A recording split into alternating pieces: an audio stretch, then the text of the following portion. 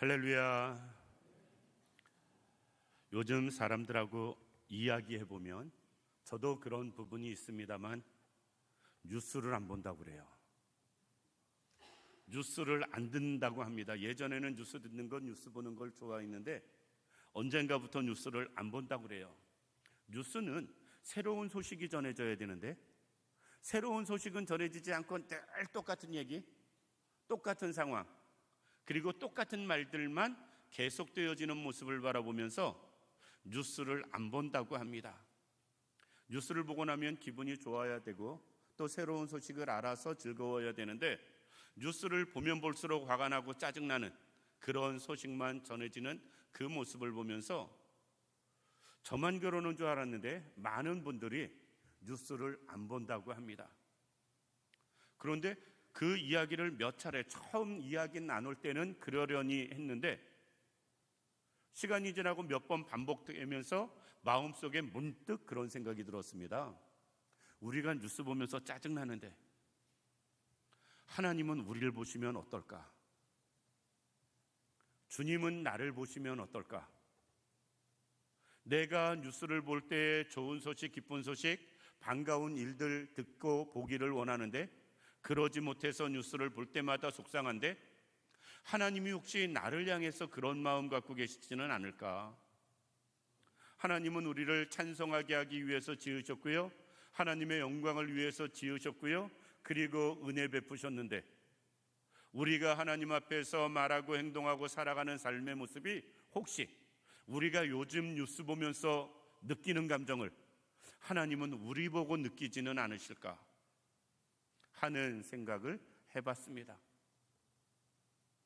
뉴스가 정말 새로운 소식이, 좋은 소식이 전해졌으면 좋겠고요, 우리가 하나님 마음에도 마음을 답답하게 해드리는 성도가 아니라 하나님께 기쁨을 드릴 수 있는, 즐거움을 드릴 수 있는 우리들 되기를 원합니다. 그 상황을 생각해 보면서 오늘 말씀을 생각해 보려고 그래요.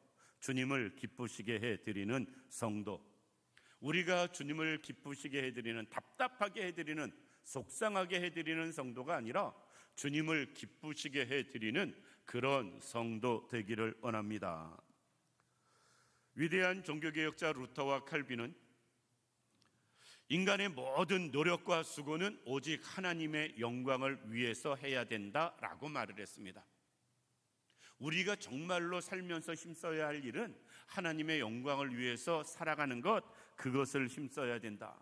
그래서 그때 당시에 왕들도 머리 숙이는 교황과 싸우는 모습을 볼 수 있고요, 교회의 권위가 하늘을 찌를 때에 잘못된 교회의 권위 앞에 도전하는 모습을 보게 됩니다. 교황을 기쁘게도, 교회를 기쁘게도 아니고 오직 하나님을, 주님을 기쁘시게 해 드리기 위해서 종교개혁자들은 의연히 일어나 종교를 개혁하는 모습 볼 수가 있습니다.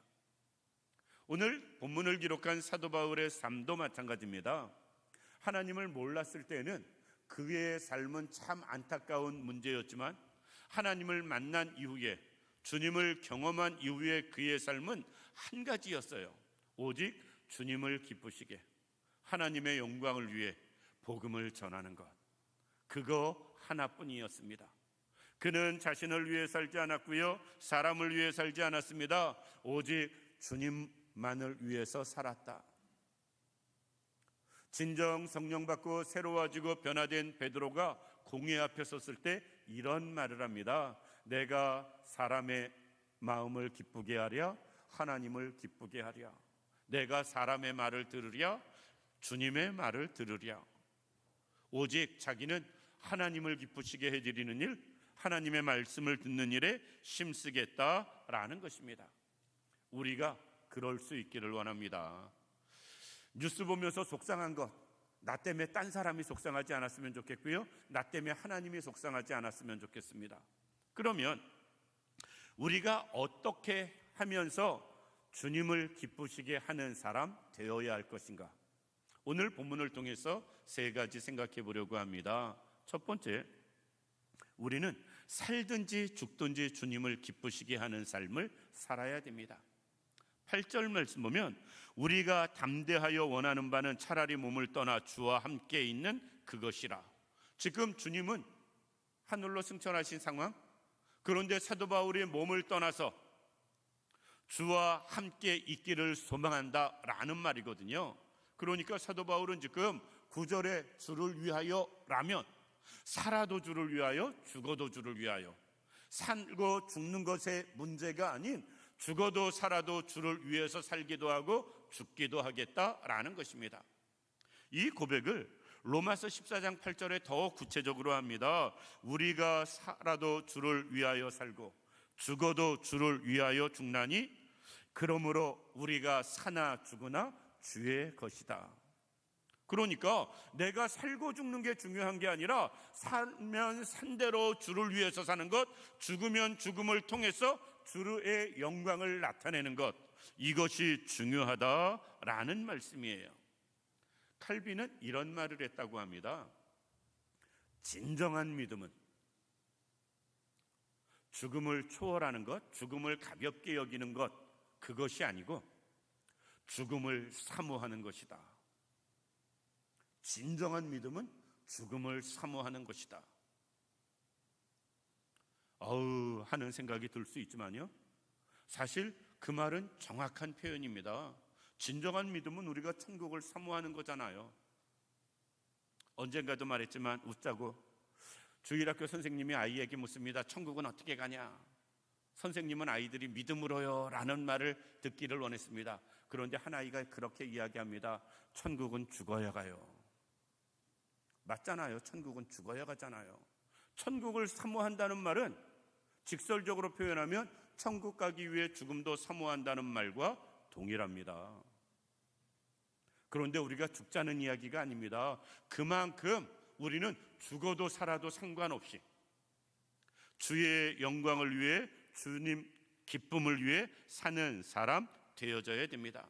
사도 바울은 그가 처음에는 예수님 만나고 사역할 때에는 자기 생전에 예수님이 재림하실 줄 알았어요.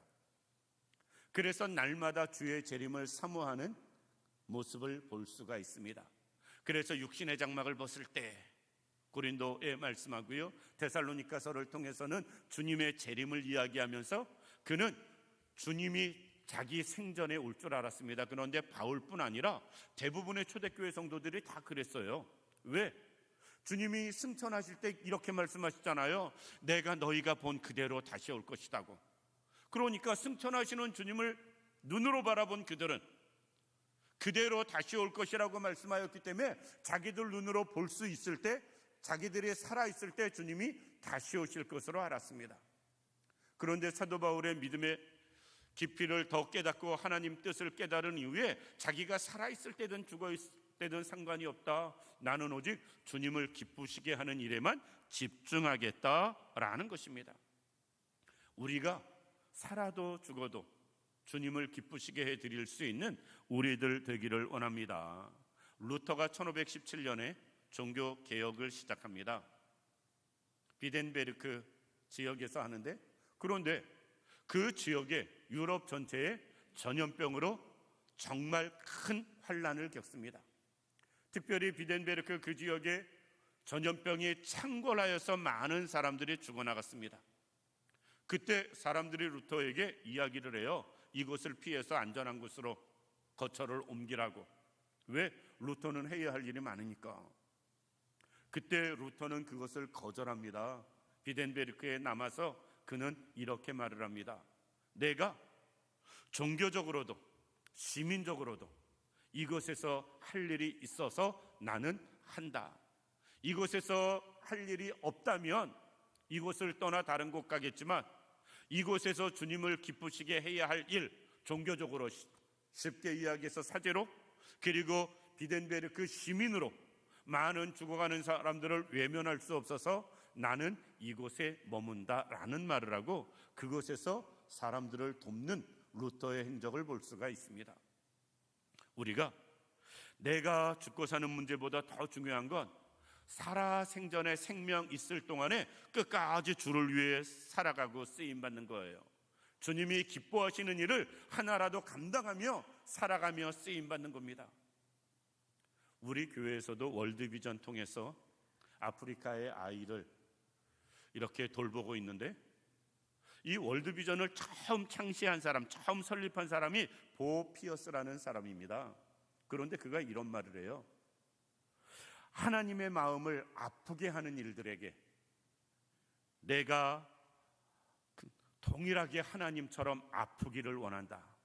하나님이 안타까워하는 그 일에 나도 안타까운 마음으로 그 일을 감당하길 원한다. 그래서 그가 월드비전을 만들고 특별히 아프리카의 어린아이들, 죽어가는 아이들, 또 어렵게 힘들게 살아가는 그 아이들에게 관심을 갖고 사랑을 베풀기 시작한 게 월드비전이 설립되게 되는 동기임을 보게 됩니다.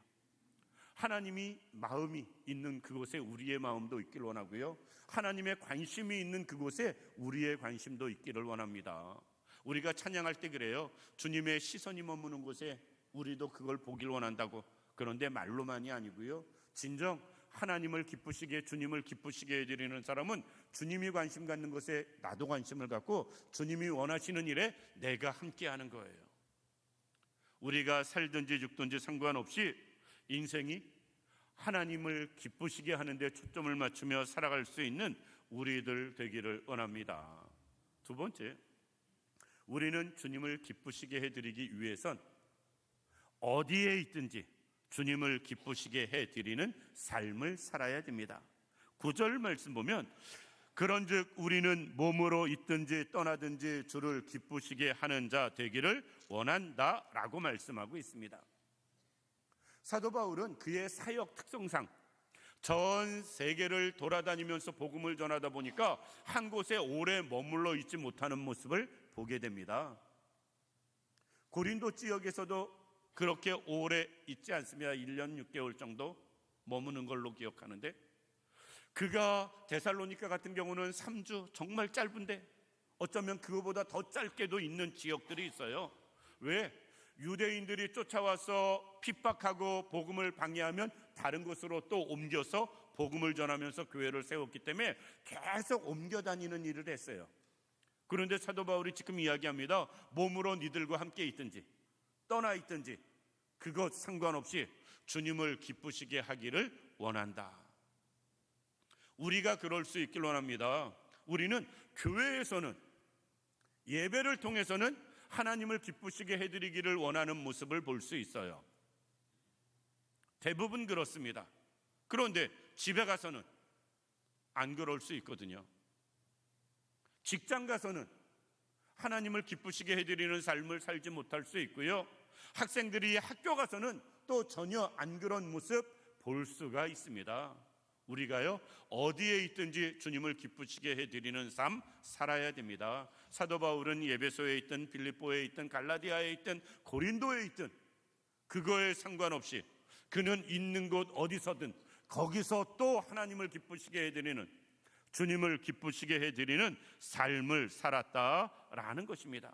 우리가 어디에 있느냐, 위치가 중요한 게 아니고요, 거기서 하나님과의 관계가 중요한 거예요. 어디에 있든지 하나님과 함께하는 삶이 중요하고, 어디에 있든지 주님을 기쁘시게 해드리기 위해 살아가는 모습이 중요하다. 창세기에 보면 요셉이 나오는데 요셉이 그런 삶을 삽니다. 아버지 집에 있을 땐 아버지의 하나님이 자기의 하나님이었어요.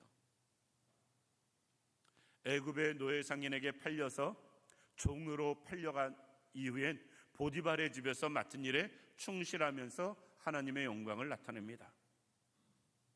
억울한 누명을 쓰고 감옥에 갔을 땐 그 감옥에서도 하나님이 함께 하심을 보여줬고요, 그리고 그곳에서도 형통케 되면서 하나님의 영광을 나타내는 요셉의 모습을 보여줍니다. 장소에 상관이 없었어요. 가나안 땅이든 애굽이든, 아버지 집이든 보디발의 집이든 감옥이든 상관이 없었습니다. 어디서든지 하나님을 기쁘시게 해드리는, 하나님의 영광을 나타내는 삶을 요셉이 살았다라는 것입니다. 우리가 그럴 수 있길 원합니다. 장소의 문제가 아니고 하나님과의 관계의 문제, 그리고 장소의 문제가 아니라 우리 심령의 문제임을 깨닫고 어디에 있든지 우리는 하나님을 기쁘시게 해드리는, 주님을 기쁘시게 해드리는 삶을 살기를 원합니다. 미국 한인교회에서 있었던 일이라고 합니다. 한국에서 학교 선생님을 하다가 미국으로 이민 간 집사님이 미국에서 열심히 신앙생활하면서 한국에서 선생님 했다고 미국에서 선생님 시켜주는 거 아니니까 할 게 없어서 세탁소를 조그맣게 기술 배워서 차렸습니다. 세탁소를 경영하면서 그가 신앙생활 주님 잘 섬기고 나름대로 복음을 위해 애쓰면서 주어진 일을 잘 감당했습니다. 그런데 하면 할수록 회의가 드는 거예요. 왜? 갑질하는 사람들이 많잖아요. 특별히 미국은 유색 인종에 대한 차별이 많잖아요. 동양인들에 대한 차별 심한 모습도 보게 됩니다. 그러니까 예전엔 학생들을 가르칠 땐 보람이 있었는데 그래도 미국까지 와가지고 세탁소 하면서 이런저런 차별받으면서 생활하니까 내가 이게 뭐 하는 건가, 이게 맞는 건가, 머리가 복잡해지는 상황이었습니다.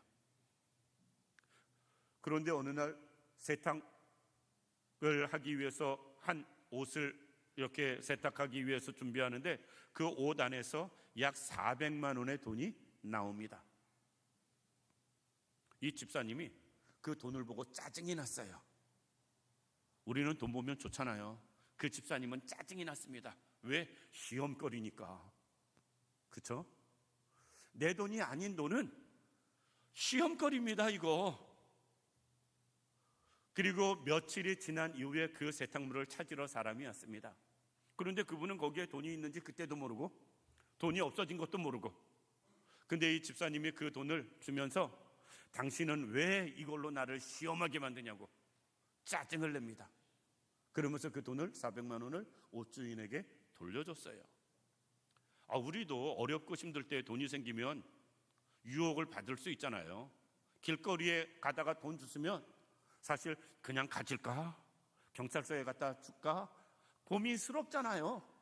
그러니까 돈이 아니고 시험이 되는 거예요. 이분이 당신 때문에 내가 이 한 주간 얼마나 시험 받았는 줄 아냐고 그러면서 돈을 돌려줍니다. 그런데 며칠 있다가 연락이 와요. 그 옷주인한테. 자기가 미국 항공사 부사장인데 그 항공사 모든 직원들의 그 옷 유니폼과 그 모든 옷들을 당신이 세탁해 줄 수 있냐고. 이분이 혼자 하는 세탁소를 하다가 세탁 공장을 차리게 됩니다. 그것 때문에.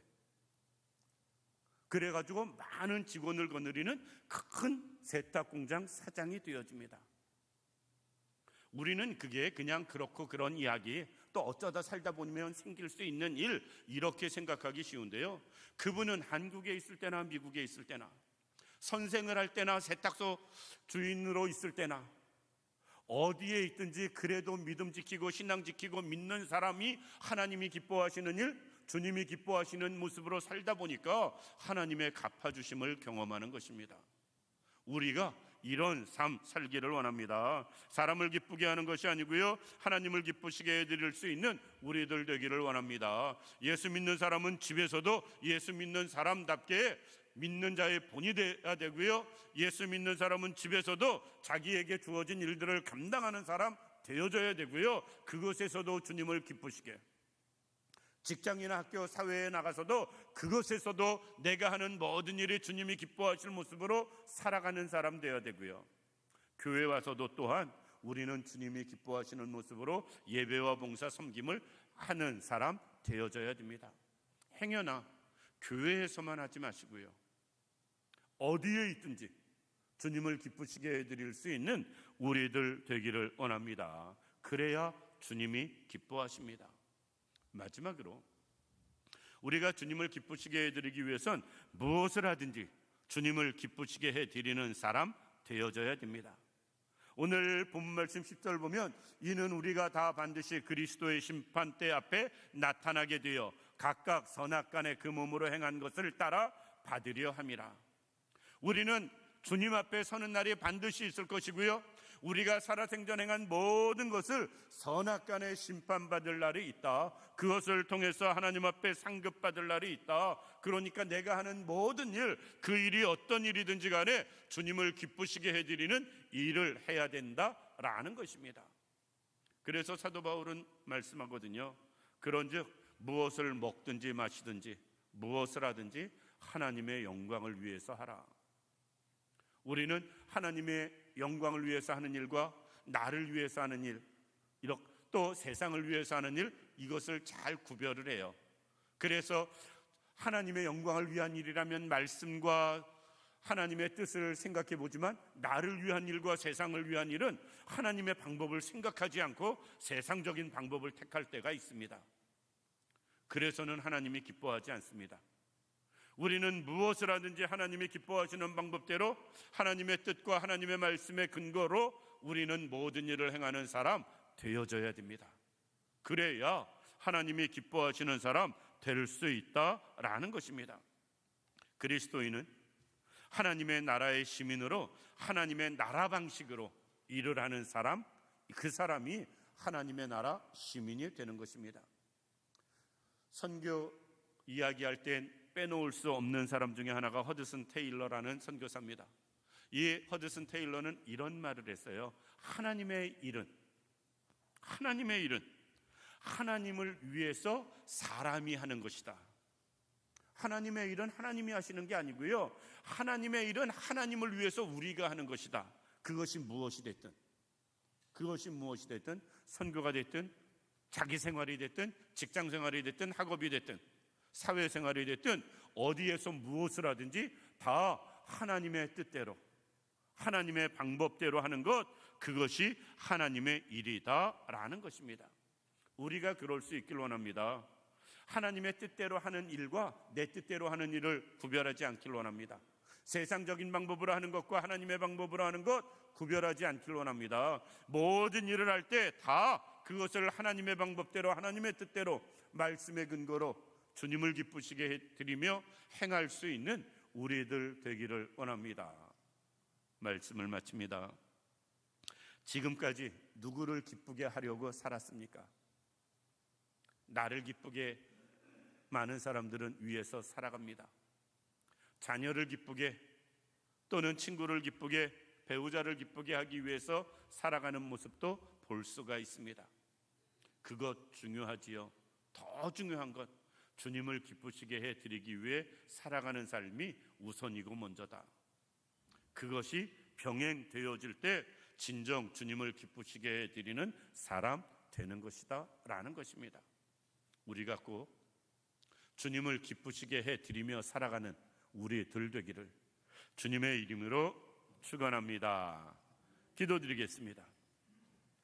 살아서 역사하시는 참 좋으신 아버지 하나님, 은혜와 사랑을 진심으로 감사를 드립니다.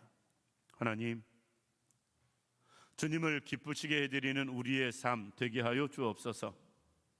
우리의 모든 삶을 통해서 우리가 살아있으나 세상을 떠나나, 하나님 어디에 머물든지 새로운 곳에 가든지, 하나님 어떤 일을 하든지 상관없이 주님을 기쁘시게 해드리기 위해서 노력하는 저희들 되게 하시고, 그 일에 힘쓰며 살아가는 우리 모두가 되게 하여 주옵소서. 하나님이 온전히 함께하여 주시기를 원하오며 예수님 이름으로 기도드립니다. 아멘.